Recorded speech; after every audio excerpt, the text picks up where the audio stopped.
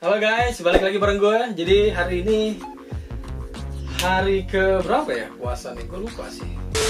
Karena nggak kerja, jadi lupa hari ke berapa puasa. 14 kali ya? Atau 13 ya?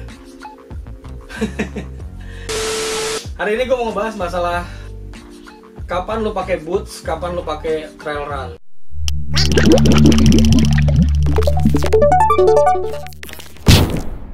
Oh ya, by the way, hadiah kedua untuk giveaway itu akan diumumkan di minggu besok. Jadi sekarang gue ngerekam di hari Jumat. Jadi nanti kemungkinan mulai start Senin, tim akan ngumpulin semua informasi dari komentar YouTube atau misalnya dari komentar di Instagram segala macam yang berdasarkan mereka, yang menurut mereka mungkin bagus atau apa segala macam akan dikumpulin. Nanti datanya dimasukin ke Wheel of Fortune lagi, terus kemudian kemungkinan hari Rabu atau Kamis akan diundi. Nah, nanti pemenangnya akan diumumkan setelah diundi. Jadi nanti kita buatin short videonya seperti biasa. Terus nanti juga ya hadiah kedua siapa nanti. Jadi ini sharing pengalaman aja ya. Jadi semenjak gue pakai sepatu trail run itu banyak masalah di kaki yang akhirnya terhindari gitu loh. Biasanya kalau gue pakai boots itu kan seringnya kaki tuh kayak blister, lecet, apa segala macam. Meskipun boots gue udah gue naikin ya. Jadi gue kan biasa pakai boots itu ukuran 43. Nah, gue pakai bootsnya itu ukuran 45,5 yang North Edge gue itu. Nah, meskipun begitu, boot itu tetap boot, jadi agak keras gitu loh. Meskipun nggak sekeras boot yang hard boot gitu kan. Jadi boot gue masih agak-agak ya semi-semi kayak sepatu biasa gitu loh, nggak yang hard boot banget, yang keras banget gitu. Nggak gitu kan, boot gue masih yang biasa. Nah itu pun gue waktu sering pakai itu, gue lama pakai itu, ada kali gue pakai itu 2 tahun mungkin. Itu kaki gue tuh sering kayak jempol, terutama jempol, terus udah gitu bagian kelingking, apalagi pas turun ya. Kalau misal pas naik sih mungkin nggak terlalu berasa sih, tapi pas turun, pas juga serba salah gitu, longgar juga agak longgar juga serba salah gitu. Jadi boot itu apa ya, bikin jempol kaki tuh kayak ngegesek gitu loh, pas apalagi pas turun ya. Jadi, nah itu makanya kaki gue suka blister atau kapalan gitu loh kalau misal pakai boot. Semenjak gue ganti dari boots ke trail run, masalah itu hampir bisa dibilang nggak ada malah. Cuma ada sedikit pro dan kontra nih kalau misalnya lu pakai boots atau lu pakai sepatu trail run. Kapan sih kira-kira lu perlu pakai boots dan kapan sih lu perlu pakai sepatu trail run? Apa iya memang misalnya di gunung-gunung di Indonesia terus rata-rata memang kita harus pakai boot gitu. Nah, terutama gunung-gunung yang populer ya. Apa nggak bisa diakalin pakai trail run gitu kan? Nah, dari berapa kali pendakian, meskipun gue pendaki cupu ya, nggak yang pendaki profesional, pendaki ala-ala lah istilahnya. Gue bisa bilang selama gue mendaki itu ya apa ya, kecuali Gunung Salak nih. Kalau Gunung Salak sih saran gue lu mungkin lu pakai sepatu beginian guys. Ini bener, ini lebih mending ketimbang lu pakai sepatu boots atau lu pakai sepatu trail run. Saran gue sih kalau lu ke Gunung Salak lu pakai sepatu model kayak tadi itu, sepatu boot karet gitu dengan kos kaki yang agak tebel. Kenapa? Karena Salak tuh kan becek banget kan. Jadi ya daripada sepatu lu rusak dan pas gue ke Salak lewat Cidahu itu kan, kecuali kalau lu lewat Cimelati ya itu lain cerita ya. Lewat Cimelati mungkin nggak terlalu ekstrim kayak Cidahu gitu kan, mungkin ya, gue juga nggak begitu paham juga soalnya gue belum pernah lewat Cimelati karena kan masih ilegal kan, belum dibuka secara resmi. Jadi kalau misalnya lu ke Salak ya saran gue sih lu pakai sepatu boot karet kayak gitu.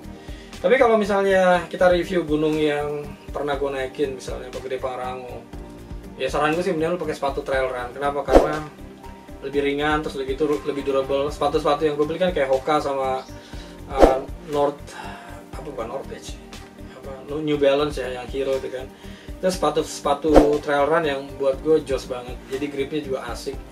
Jadi dengan sepatu itu kayak Gede Pangrango, terus apa lagi misalnya Cikuray masih menurut gue masih oke kalau misalnya lo pakai sepatu trail run. Tapi lu pakai itu ya tetap pakai gaiter ya, dan gaiternya saran gue sih pakai gaiter yang slim gitu, yang model Aonji tuh ngeluarin beberapa sih. Terus kalau misalnya lu suka yang merek-merek luar kayak apa, Dirty Gator apa, Dirty Girl atau apalah istilahnya gitu ya, yang dipakai sama true hiker luar tuh, itu juga oke. Jadi dia bentuknya agak-agak kayak kaos kaki gitu dan fit ke sepatu. Jadi nggak perlu gator yang model tinggi sampai segini, nggak perlu yang tinggi terus sepaha gitu, nggak usah yang kayak gitu banget gitu. Itu berat sih, nggak penting juga sebenarnya. Even di Semeru pun juga gue nggak pakai itu kan, waktu itu gue pakai model Aonji yang kecil kan, dan itu enak banget. Kenapa? Karena dia benar-benar kompres sepatu, terus debu tuh nggak masuk dari atas, bolongan tali sepatu gitu. Kalau misalnya gue perhatiin waktu itu pas gue Semeru, karena debunya juga masuk situ rata-rata yang mikron gitu kan, yang benar-benar halus banget. Kalau yang debu-debu batu kerikil gitu nggak masuk dalam sepatu untungnya. Kenapa? Karena kalau misal masuk situ bayangin kaki sakit banget pasti. Tapi yang masuk itu, yang masuk tembus dalam sepatu gue tuh yang mikron, yang kecil, halus banget gitu, kayak tepung diayak gitu. Nah itu masuknya rata-rata lewat lubang-lubang sepatu. Nah, balik lagi ke sepatu, Cikuray juga masih oke kalau misalnya lu pakai sepatu trail run gitu kan. Terus Ciremai juga masih oke tracknya kalau misalnya mau lewat manapun gitu ya. Kalau gue lihat di video orang, terus yang gue kemarin pakai juga, gue pakai sepatu boot biasa waktu itu. Tapi kalau misalnya lo pakai sepatu trail run juga oke. Terus apalagi lau apalagi kan, jadi pas banget tuh kalau misalnya pakai sepatu trail run mau lewat manapun gitu. Terus Semeru juga gue pakai sepatu trail, gue pakai trail run sepatunya waktu itu, pakai yang Salomon kan. Terus kemana lagi, Rinjani juga cocok waktu itu, gue juga pakai trail run juga, oke gitu, nggak ada masalah. Terus Argopuro apalagi ya, Argopuro kan long walk ya, jadi model-model kayak apa, Semeru base camp ke Kalimati aja sebenarnya sih, jadi nggak terlalu yang gimana gitu. Arjuno juga kalau gue lihat masih oke. Kecuali Salak sih kalau misalnya yang dari yang gue pernah naikin ya. Wolerang juga mirip kayak gitu. Kemana lagi? Tambora juga mungkin mirip ya. Mungkin sebagian besar kalau misalnya dia tracknya nggak becek dan nggak basah, masih oke sih pakai sepatu trail run. Mungkin Kelinci, kalau ke Kerinci ya mungkin kalau misalnya gue lihat dari tracknya itu masih bisa pakai sepatu trail run asal nggak musim hujan mungkin. Tapi kalau misalnya aja musim hujan ya mungkin lo bisa lebih cocok lagi pakai sepatu yang boot kayak gini aja. Jadi jauh lebih durable. Satu durable, kedua juga tahan air ya kan. Terus lo nggak perlu pusing sama yang namanya nanti soalnya bakal copot gitu kalau misalnya pakai sepatu model kayak gitu. Kenapa gue beli ini? Gue waktu itu mempertimbangkan kalau misalnya sumpah gue bakal kesalak lagi, gue pakai ini. Kenapa? Karena sepatu North Face gue agak-agak sedikit bermasalah itu semenjak gue pergi ke Salak, karena tracknya tuh kan ceprok, aduh, lihatnya pusing. Makanya gue beli sepatu gitu dan gue langsung order online, dan pas gue pakai enak banget. Jadi pas di paha gue tuh dia nggak yang oblak-oblak gitu, jadi enak gitu ngepres. Jadi kalau misalnya gue pakai itu segitu, celana kan gue selalu pakai celana panjang kan, celananya gue turunin, wah udah jos banget, enak deh. Tapi belum gue coba sih ke gunung, soalnya gue juga belum tahu gripnya kayak gimana. Dia gripnya juga itu ya agak-agak kasar kan, kayak grip sepatu outdoor gitu. Cuma ini kan bukan Vibram, jadi kita nggak tahu. Mungkin agak-agak licin sih kalau misalnya di batu yang basah gitu, mungkin ya, gue juga nggak tahu. Tapi kalau Vibram kan oke banget. Even ke Raung pun kemarin waktu gue ke Raung kan pakai sepatu trail run Hoka itu kan, itu aja masih oke kalau gue pikir. Jadi long walknya itu sampai pos 7 masih jos selama hujan yang gak yang gede banget gitu ya, sampai jalanan becek gitu. Gue juga hujan kemarin dari pos 3 pos 5 tuh hujan, 5 ke 6 hujannya agak rintik, pas 6 ke 7 tuh udah berhenti hujannya, jadi malam. Itu kan masih oke menurut gue, masih bukan hanya oke sih, masih jos banget gitu. Terus dari pos 7 ke puncak, dari puncak Bendera ke puncak Sejati itu jalannya trek batu segala macam, itu juga masih jos gitu loh, nggak harus yang pakai sepatu boot banget gitu. Jadi ya kalau saran gue sih, kalau misalnya lo memang pengen ngurangin beban di kaki, mungkin bisa diganti pakai sepatu trail run aja, dan pilih sepatu trail run yang benar-benar nyaman dipakai gitu. Ya kalau rekomendasi, lo nanya rekomendasi dari lo apa bang? Kalau gue sih yang pakai kan dua itu kan, pilihan gue selalu yang cari outsole-nya itu yang tebel. Kenapa? Karena kalau misalnya agak tipis itu terlalu berasa gitu, ketika lu menghajar batu itu berasa banget. Jadi kalau gue selalu cari yang tebel. Nah, yang tebel menurut gue ya saat ini Hoka sama Hero. Ada New Balance juga kan yang sepatu trail running, tapi kalau gue lihat masih agak tipis dan bawahnya bukan Vibram. Jadi gue agak-agak belum yang bisa terlalu ngomong banyak karena gue juga belum pakai gitu kan, dan kemungkinan gue untuk belinya juga agak-agak mikir-mikir, kecuali ada yang ngasih, men nih pakai gitu lo coba, nah itu mungkin mau deh gue. Tapi kalau gue beli sudah gitu gue pakai, gue review, sudah itu gue nggak suka, sayang kan sepatunya. Meskipun nggak terlalu mahal banget gitu, cuma buat gue agak sayang gitu loh. Mendingan gue beli sepatunya merek lokal itu ya, gue sebut merek ya, Eiger itu kan, yang udah Vibram bawahnya tuh, harganya kan juga nggak terlalu jauh-jauh beda tuh kan sama itu, masih di bawah sejutaan kalau nggak salah. Anak gue pakai soalnya, punya juga sepatu itu, dan gue lihat oke sih performanya, tapi gue belum punya karena dia yang pakai. Meskipun ukuran kaki kita sama, tapi itu sepatunya dia. Ya mungkin kalau misalnya gue mau tes, mendingan gue tes itu. Kenapa? Karena bawahnya udah Vibram, dan buat gue kalau misalnya secara pribadi ya, mendingan beli itu ketimbang lu beli New Balance yang bawahnya bukan Vibram. Itu menurut gue ya. Terserah kalau misalnya ternyata wah mendingan beli ini sih, terserah. Kalau ternyata lebih mentingin merek, ya silahkan. Tapi kalau gue lebih mentingin fungsi, durability misalnya gitu ya, mungkin ya. Soalnya kayaknya sepatu Eiger yang itu juga bukan dibikin di Indonesia kayaknya, mungkin ya, gue juga nggak tahu juga. Mungkin gitu ya. Mungkin loh ya, ini mungkin, cek aja nanti di dalam itunya. Mungkin dia dibikinnya di China atau di Thailand atau di Vietnam, gue nggak tahu. Daripada beli yang New Balance, mendingan beli Eiger itu ya, karena sepatunya mirip-mirip. Kedua, insole outsole-nya juga mirip-mirip lah gitu ya, nggak yang tebel banget. Tapi yang satu udah Vibram gitu, dengan harga yang mirip-mirip. Jadi ya, dengan semua hal tersebut, dengan menyampingkan merek gitu istilahnya, kan dia bagus juga produksinya kan, ya mendingan beli Eiger menurut gue. Kecuali kalau misalnya lu suka banget sama New Balance ya silahkan, kita nggak bisa maksa kan. Nah, berkaca dari situ, akhirnya gue bertransisi pindah dari yang tadinya gue pakai boots, gue coba waktu itu. Terus terang waktu itu gue beli Salomon yang orange.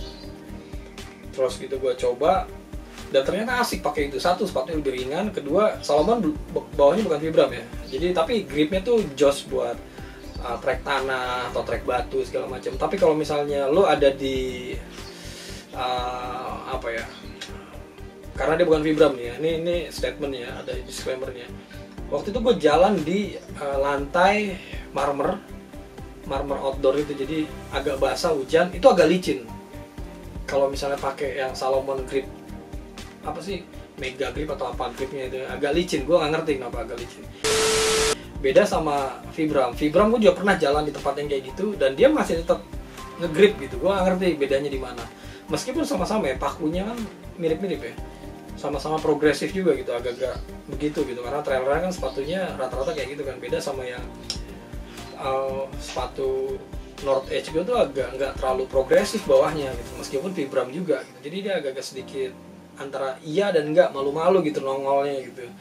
Beda sama Salomon tuh yang langsung buk gitu kan, dia bikin kayak cengkraman gitu kan. Nah kalau misalnya si North Edge itu enggak, yang sepatu boot gue oke gitu. Semenjak gue pertama kali pakai itu kalau nggak salah ke Semeru, gue beli sepatu orange itu gue pakai ke Semeru. Jadi sebelum gue pakai, gue tes running dulu, jadi gue pakai jalan, terus gitu gue pakai lari kecil segala macem. Karena gue tahu gue bakal ke Semeru kan. Karena sebelumnya waktu gue ke Lau kan, waktu itu gue latihan juga kan. Jadi gue ke Lau tuh dalam rangka latihan ke Semeru, kan sama-sama long walk kan. Nah di Lau gue masih pakai sepatu boot yang North Face. Terus pas nggak lama dari situ kan, jarak itu kalau nggak salah cuma nggak nyampe sebulan kalau nggak salah, gue udah beli sepatu si Salomon, tapi waktu itu belum gue pakai. Jadi pulang dari Lau gue pakai sepatu itu buat di test walk. Oke, jadi dapetin feelingnya gitu kan, oke. Nah pas gue ke Semeru gue pakai sepatu itu, masih baru waktu itu, jadi gue pakai baru cuma 2 minggu masalah buat test run aja. Masih baru, masih mulus. Gue pakai ke Semeru, pulang dari Semeru, karena pas turun dari atasnya itu ya, dari puncaknya itu kan ngegres gitu kan, terus gitu kan. Jadi jalannya kan begitu kan, ngegres gitu. Nah sepatu gue lecet-lecet dong. Hancur kanan kiri coy. Jadi ya agak-agak apa, karena dia kan bukan kanvas ya, karena dia fabric kan, hancur gitu. pinggir-pinggir ya. Tapi tetap gue pakai. Jadi kalau misal gue sepedaan segala macam, gue akhirnya pakai sepatu itu buat gue pakai naik sepeda gitu. Sedangkan kalau misalnya si Hoka kan pas kemarin turun dari Raung kan nggak terlalu yang gimana kan, jadi masih dalam kondisi ya 95% lah, jadi nggak terlalu yang hancur banget gitu kayak kemarin waktu Salomon itu. Tapi Salomon kan juga gue pakai lagi ke Rinjani kan, waktu pas gue pergi Rinjani kan gue pakai itu lagi kan, jadi masih oke sebenarnya, meskipun agak-agak baret-baret, jadi nggak yang sampai bolong gitu, masih oke gitu. Intinya banyak gunung di Indonesia gitu yang sebenarnya lo nggak perlu pakai boots, lo pakai sepatu trail run aja bisa sebenarnya. Jadi pakai sepatu model Keds dengan grip yang cukup progresif itu juga bisa.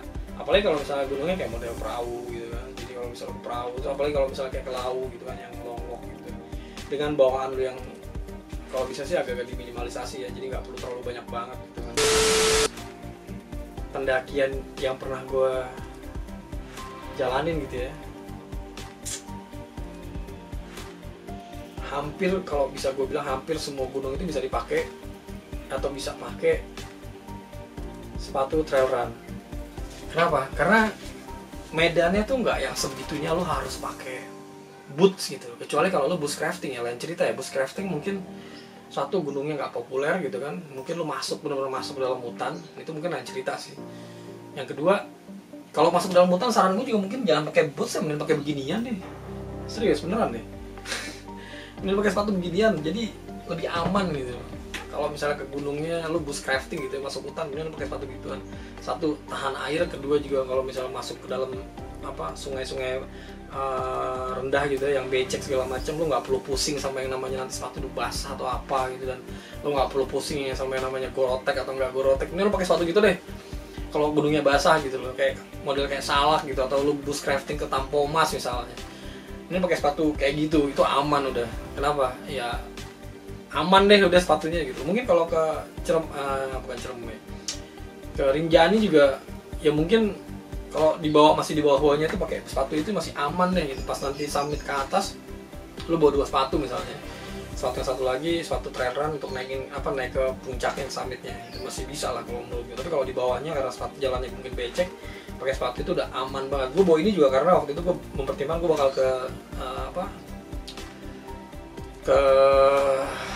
Kerinci kan, gue rencana pakai itu pas di bawah. Tapi pas udah sampai pos segala macem kan, sepatu gue bawa tuh karena gue rencana pakai open trip, jadi mungkin sepatu gue taruh di dalam tas atau gue digantung atau gimana lah pokoknya ceritanya.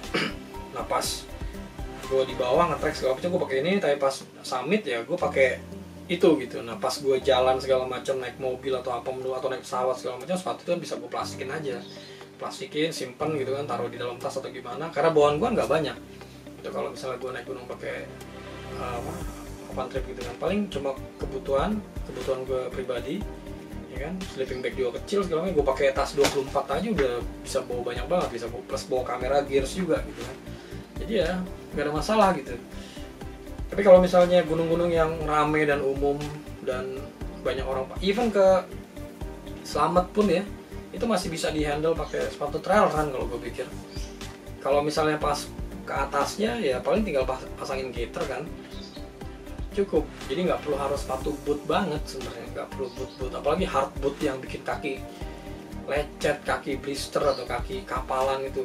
Kalau gue pikir sih nggak terlalu yang segitunya sih. Ya itu menurut gue ya pribadi ya, jadi menurut pendapat pribadi. Jadi kalau misalnya ternyata kalian ada disagree gitu ya nggak apa-apa, kita kan punya pendapat yang berbeda-beda gitu kan. Jadi itu pendapat gue. Kalau misalnya bushcrafting ya lu pakai sepatu boot yang karet ini, yang plastik ini jauh lebih durable. Kalau misalnya gunung-gunung yang sifatnya yang rame gitu ya, gunung wisata yang sifatnya rame gitu kan, ya sepatu trail run oke, selama beban lu nggak terlalu banyak dan selama lu nggak over carry kan. Jadi kebayang nggak harus banget pakai boot gitu loh menurut gue. Dan boot juga malah nggak memproteksi kalau gue pikir, jadi malah nyesahin kalau buat gue ya. Cuma enaknya dari boot adalah dia itu kayak ankle supportnya ada, jadi berapa kali kalau misalnya kita udah agak capek itu agak leg lock gitu kan, nah kadang-kadang pas lagi turun tuh kaki suka engklek gitu. Nah Di situ fungsi boot berguna. Nah makanya gue selalu bawa yang namanya rock tape. Jadi kalau misalnya gue ngerasa kaki gue udah agak-agak gimana, gue pasangin rock tape itu tuh. Nah bentuknya kayak gini, ini rock tape. Jadi ini yang murahnya nih. Kalau yang mahalnya ya rock tape atau velo tape atau apalah gitu. Nah ini yang murahnya.